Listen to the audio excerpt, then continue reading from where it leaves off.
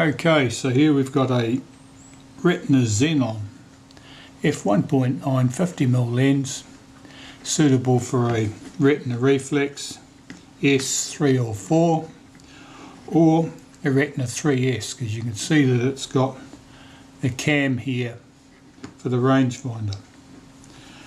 So this one needs to be serviced. The focus is very stiff. So we start by removing the filter mount at the front here, this hood section, and normally I use a friction tool to do that, like this. And if they're very stiff, you'll need to press down very hard on this as you turn it, and hopefully that thing will spin loose. Let's see if it'll do it. Yep, it did. Once it's loose, you can take a toothpick or something and spin that thing loose. If you use a metal tool on it, you'll end up damaging this ring in some fashion. This one here, there's some marks there like something was done to it. They've been touched up with paint, so it's probably a previous repair effort. We'll take that off anyway. So this ring just lifts off the front. This ring has a little tab on it at this point. You can't see it there, yeah, you can just about see it, which locks it to the lens so that it doesn't rotate with the lens. Okay, so we're into the lens. Let's have a look at this. Well, it's got some black grease in there and it's obviously quite sticky. So to remove the lens capsule from the mount, we'll get into that. 3 screws and washers here. Remove those.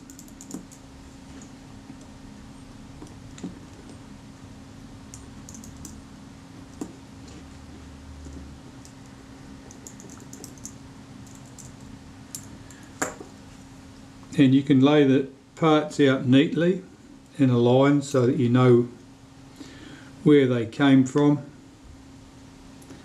to help you when you have to reassemble things. I won't, because I'm lazy. I'll just put them in a heap. Right, so the lens capsule will drop out of the mount. And looking at the lens capsule here, let's have a closer look at this. And first I'll check the aperture, make sure the diaphragm moves smoothly. No noticeable resistance, no problem there at all. The glass looks quite good. This grease is the problem. It's very sticky. It really does not want to move. It's quite tacky. Having it on my fingers, I can tell you that's quite sticky. So back to the mount, let's get this thing apart. So we've got 4 screws at the back here.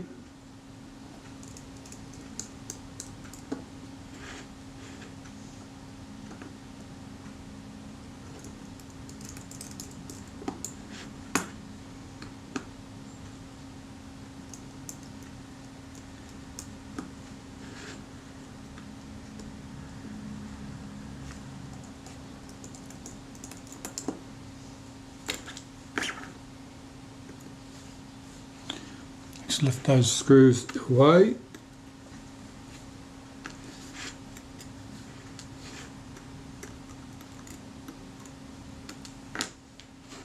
And lift this rear plate off.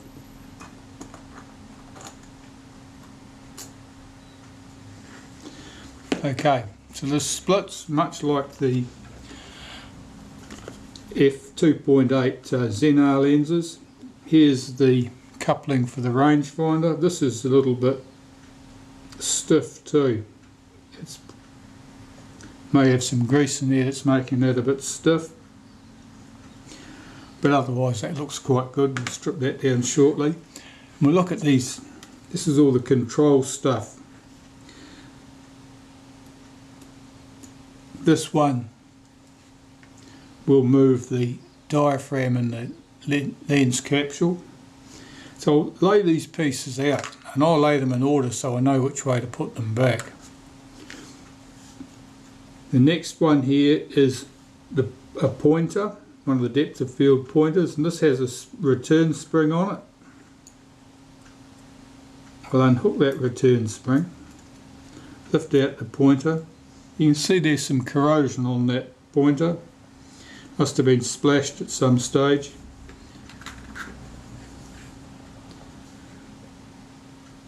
What have we got here? We've got the separator next that goes between the two pointers. Lift that off. I'll unhook the spring. The second pointer, or the first one to go back when we're reassembling it, is here. Take that off. Then we have this piece. It's got a little cam follower thing there which follows that track. And there's not much left on here now. We've got our return springs. Now if I can lift these off, I will. It's not worth fighting with these, but it's much easier to, if you can get them off without a fight, they're less likely to get damaged during the cleaning process. And the small one is the one that's going to hold us up. Yeah, that's come off nicely. The larger one comes off very easily.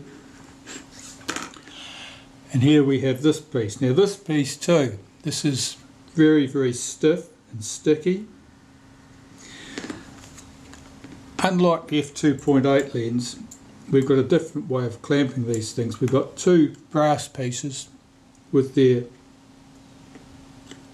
points at the ends with the slippery green stuff, whatever it might have been. I don't think it was Teflon, but something of that nature.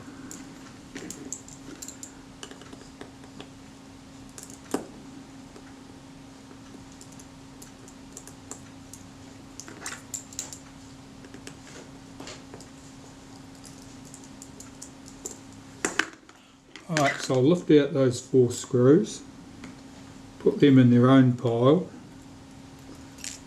I'm not likely to mix them up with much. Lift out these wedges, and this all comes to pieces. You can see those surfaces there, that's where it slides on the groove in the back of the lens here. Now here, this is a plastic washer, and it does look like Teflon. It's very, very thin, and it's very easily damaged. Now we want to clean all that and get rid of all that rubbish that's on it. It's held down with this post here. This post is designed to stop the lens capsule from rotating in the mount. So we've got to get those 2 screws out. And it's fortunate we've got the springs off, so they're not going to get damaged getting trapped underneath while we're working on this. So taking a decent sized screwdriver, if I can find a big one that'll fit the slot.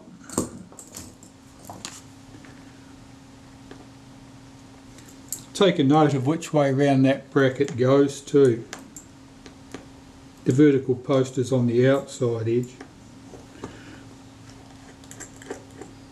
These 2 screws have got a bit of a taper on them.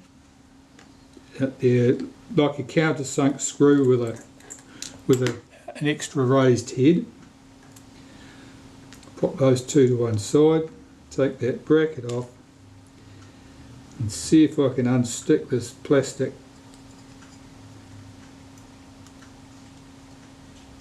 washery thing. These things are quite delicate.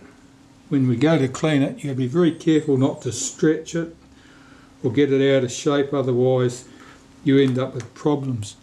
I've had cases where it's been stretched and damaged, and the only way around it was to cut it so that I could make sections of it fit in place. Alright, so those pieces are all stripped down now, and I can start cleaning things up. I'll start the cleaning process. Here I'm just using cotton buds and naphtha, cigarette lighter fluid. And I just want to remove all traces of this old grease and any dust and grit that it may have accumulated over time.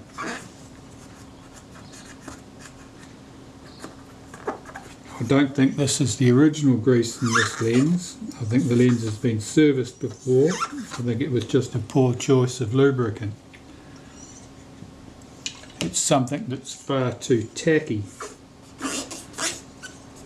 And of course it may also have changed its consistency over time. I don't know how long it was since this lens was serviced.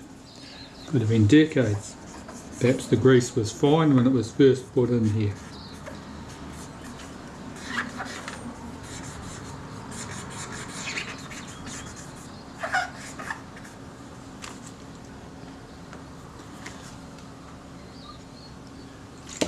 You'll quite likely find that there are marks or stains in the aluminium that you can't get off. That's not uncommon. The aluminium will certainly take staining.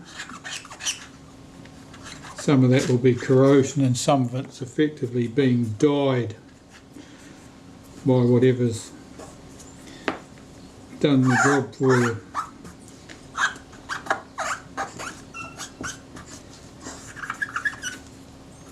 That's just a tui you can hear outside the window.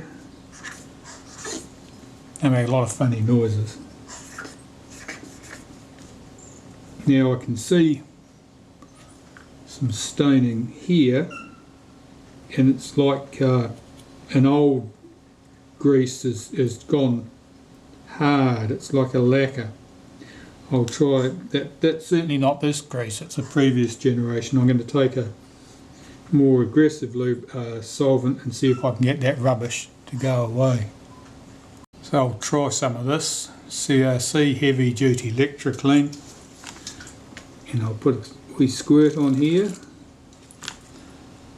and some on a cotton bud and see if I can get rid of that yellowy deposit.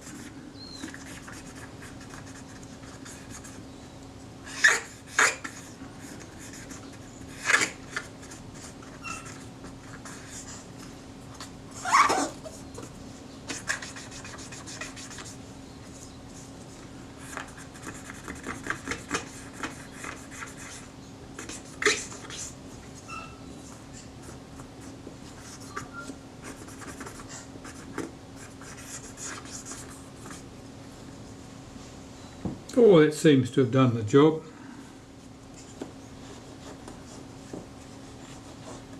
I'm just running around these edges.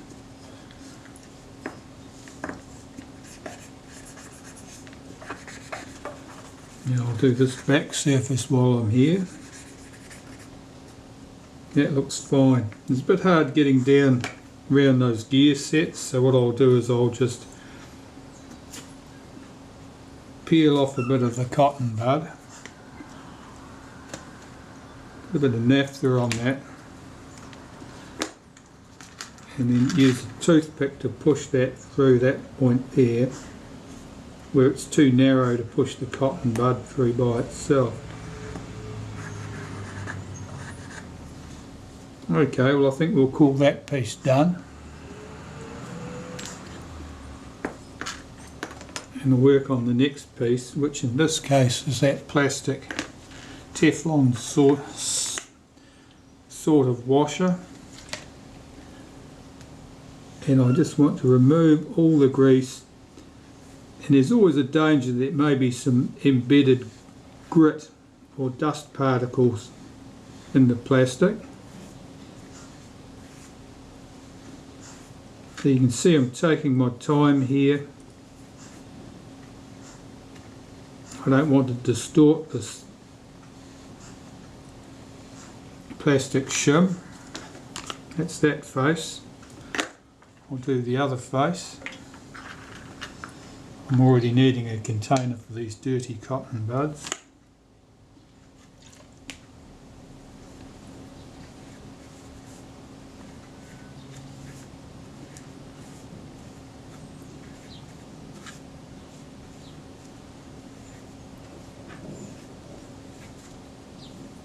Let's flip this over to the clean side so I can see what I'm doing a bit easier. That's better. It should just about have gone invisible to you now, since we've got a clean white washer on a piece of white paper. Okay, that'll do for that part. Yeah, it is just about invisible, but it really does exist. This piece.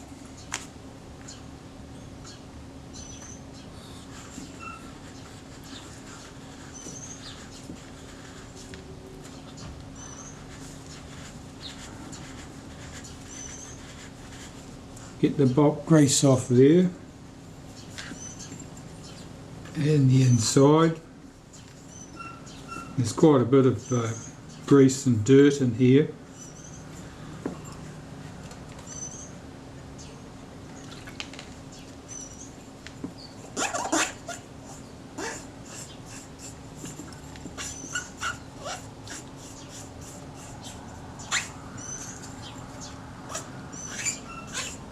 Whether that indicates that there was too much grease used on the previous repair or the original assembly, difficult to say. It may be that the grease has just changed consistency over time. Perhaps in hot weather it got soft and runny and ran everywhere it wasn't supposed to be.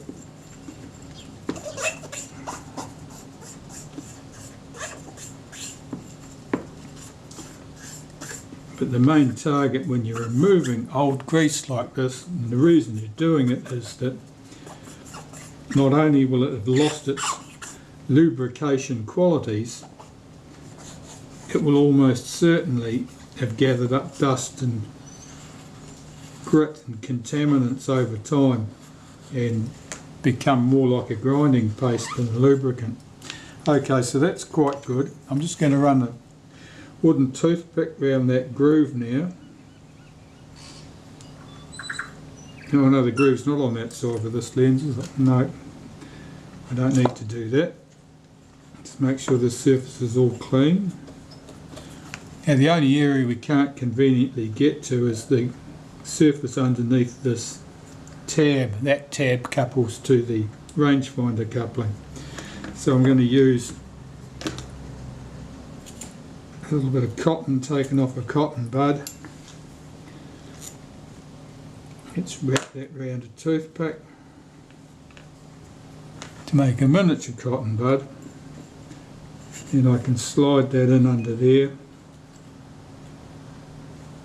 Just make sure I've got that surface wiped clean.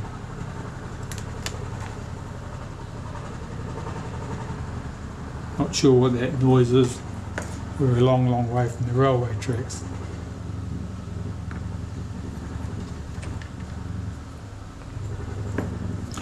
So that's all clean.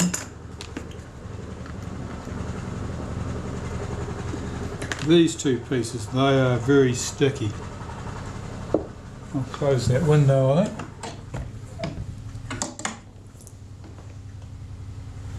I don't know what that noise is. It's either a train going past, but there's no train line, or it's an out of balance washing machine.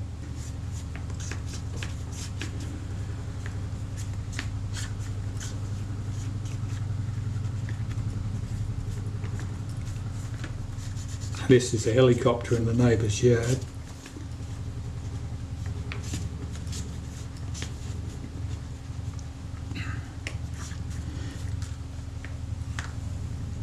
Okay, well those two parts are clean. So that's, we're getting well under the way. I'll clean this post here.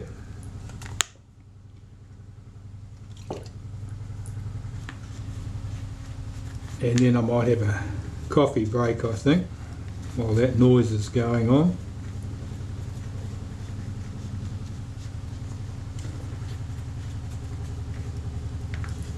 Okay, so that's that part.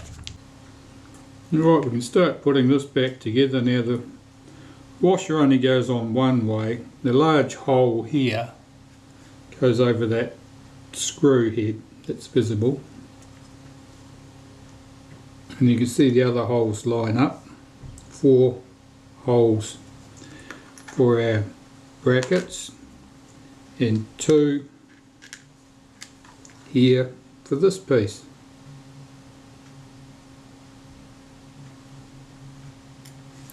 So we'll get the screws in place here.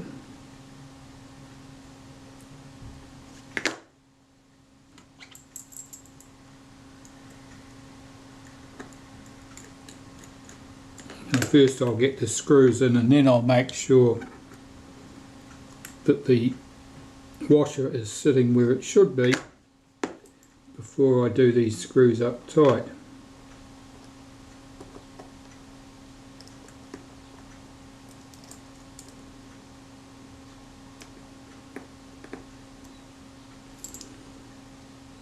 Just checking that all the screw holes are visible here. That looks okay. Do these screws up tight. Because they've got a countersink on that bracket and the screws, it means that this post locates correctly each time. Okay, well that's looking good.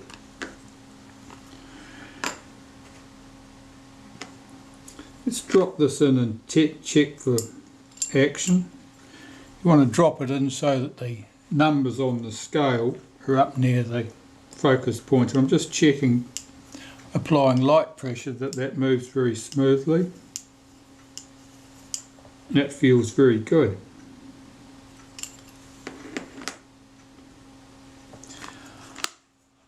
I'm going to apply a very light wipe of molybdenum paste to this surface. And you can see I'm rubbing most of it away there, anything that I see. This is where it runs in contact with that Teflon washer. And it's just to make sure it moves smoothly.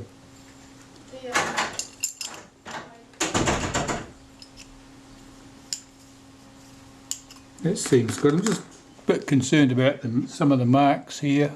I'll see if they'll clean off before I go any further. It may be that they won't. I'm just using naphtha here, and no, they look like corrosion marks on that focus scale. They're not going to lift off. That's okay. Just need to be aware of things like that. If you can make things look pretty, you're best to do it, but if you can't, well, that's life. This is very old equipment, of course, and as a result it's probably not as pretty as it once was. Okay, so just looking at that, that looks okay. Now I can put these pieces back in place. Of course, this isn't sitting flat on the table because that little tab sticks up. So I might put this on top of something. It's possibly even the mount might do nicely. I'll shove that mount loosely on the back here.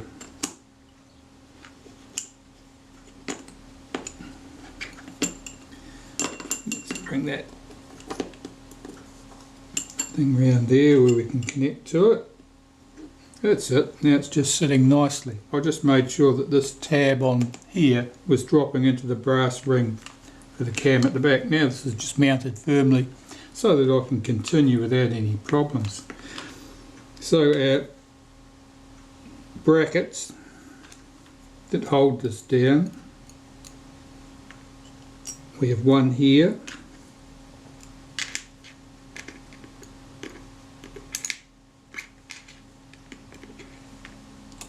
and one here. Now I'm going to put a light wipe of molybdenum paste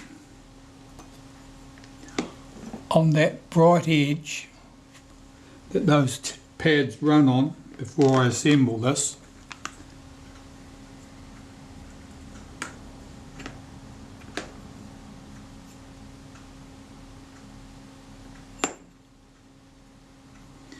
Now this is Rocol dry moly paste. Comes in a tube, costs an arm and a leg, and one tube would do you probably many lifetimes if you're only going to be repairing your own equipment.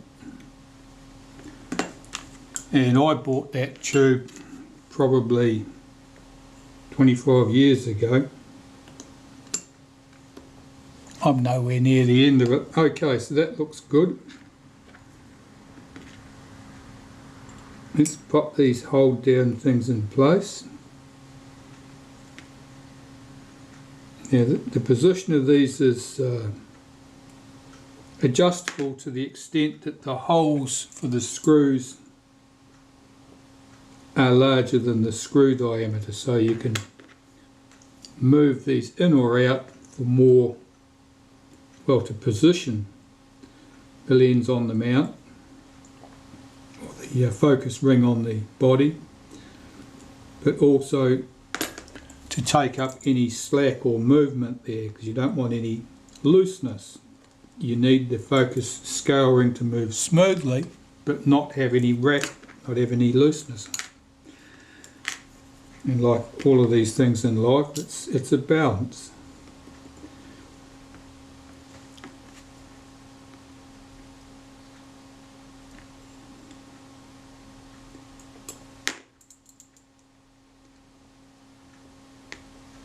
So I'll just get these screws down lightly, and then I'll check the action and make sure that it moves smoothly, and check for any looseness.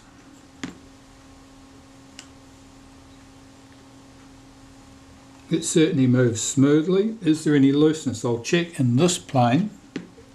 So I'm concentrating on that screw and that screw where those pads are. I'm just seeing if there's any rattle, and there certainly is. So I need to push the brass pieces outwards at this point, trying to keep them even.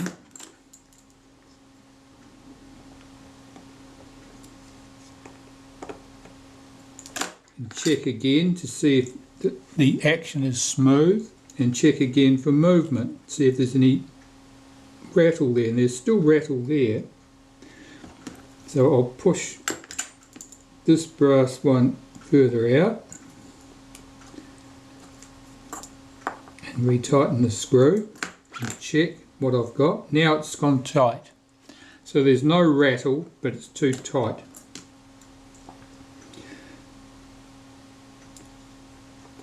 I'll slacken that off, or pull that back slightly, retighten it. Now it moves smoothly.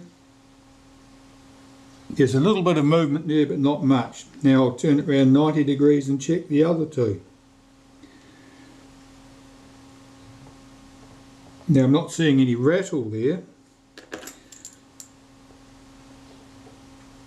but the screw's not done up tight. I'll do those two screws up tight. There's no rattle, but it feels a little bit stiff, so I'm going to move that, loosen that screw off slightly, pull the brass piece back slightly, retighten it, and check. It still feels tight.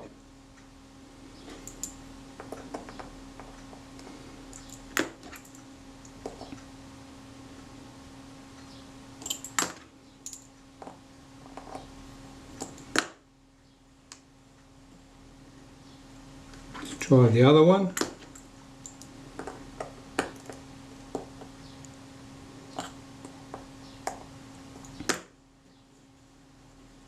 No, it's still, there's no rattle, but it feels tight still, so I'm just going to slacken off these other two.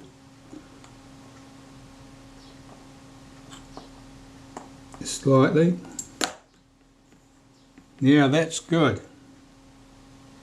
There's no undue movement, but that's absolutely smooth. There's no rattle in it. That's a nice smooth motion now. So I'm quite happy with the state of that. So we'll call that part done. Let's pull the back off there, put that to one side.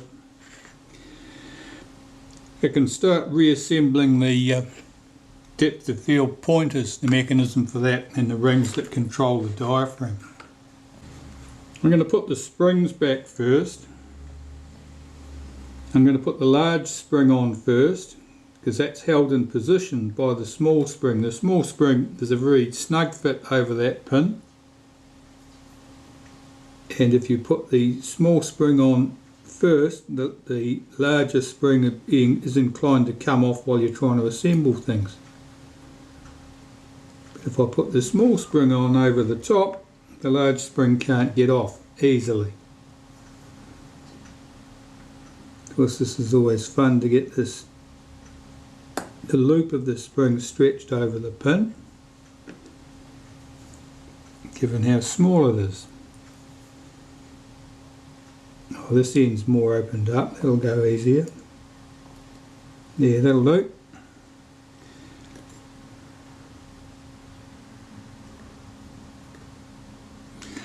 Okay, of course when you're putting this back together, you've got to make sure you've got the springs in the right position. Put that to one side. Just clean up these control rings, just using naphtha.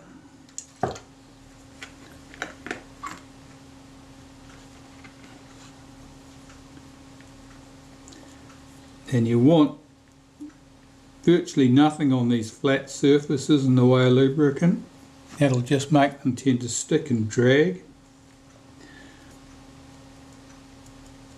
Just making sure that this little cam follower will move easily. It certainly appears to. Now wipe around that inside edge. You can see a fair bit of dirt came off there. Now that little cam arrangement runs in this track here. Sorry if I keep moving off camera, it's difficult to work in a small area, or it is for me anyway. Let's drop this on here. There's a pin on the bottom of that cam, should drop into that slot. That's it. So as this moves, you'll see that piece there swings in and out. Okay, that's looking pretty good.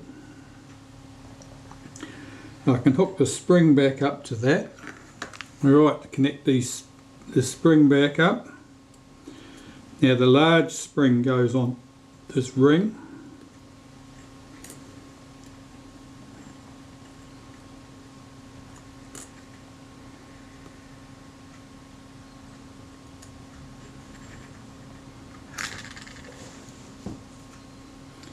I'll tell you, it might be easier to put that on after the next piece really, which is our first pointer.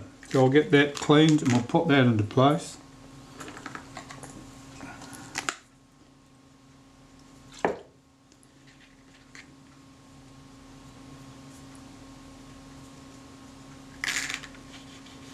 Now there's a little blob of something right at this point.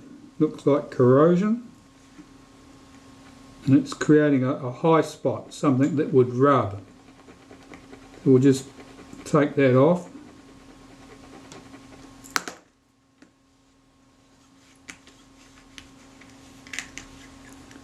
A low point wouldn't cause us any problem, but a high point might.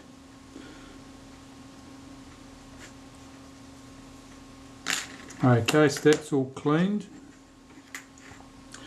Drop this into place.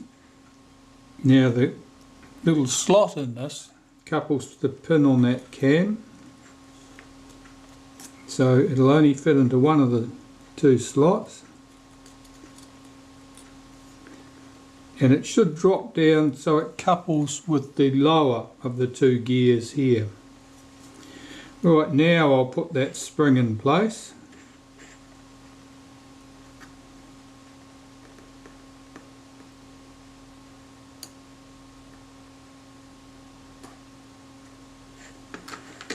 And I'll clean this separator and put this in position.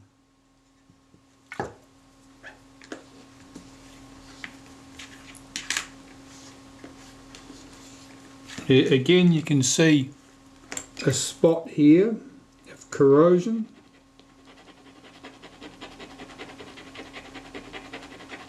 So just make sure that there's no high spot there.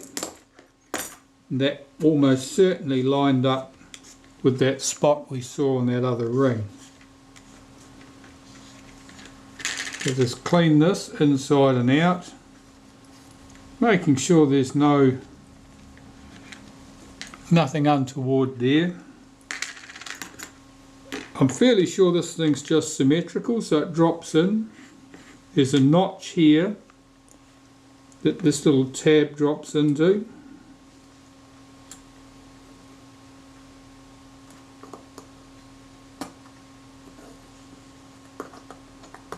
That's quite tight.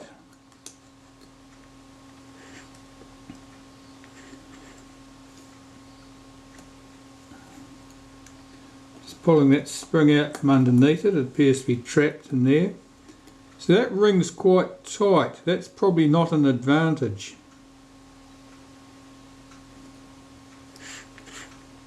Is this still seated correctly? Yeah. I think that ring needs to have a bit more play in it. There's no advantage in that being tight there. It means that it won't be free to position itself between the two rings. So this has got squashed in, I'd say. Possibly in the cleaning process. I'm just going to ease it out slightly. It should be an easy fit around here. There's a bit more rattle to it there now. That's probably okay.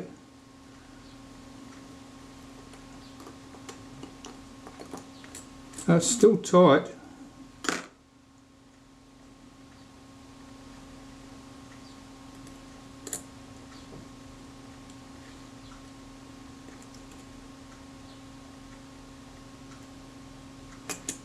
I don't want to distort it, put any twist in it so that one edge is higher than the other. That would not be a good thing either. It's still not sitting as loosely as I'd like.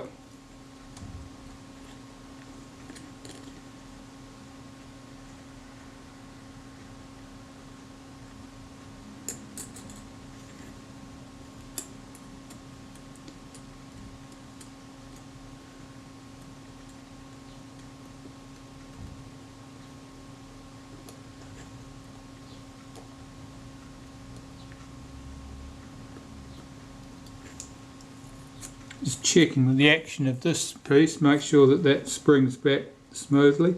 I think that separator is still too tight. It's not floating as easily as I'd like. I'm looking down from the top to try and make sure it's all in one plane, that there's no twist in it. I suppose it would be useful if I had a measurement across this gap. That would give me some indication of how much I've moved it.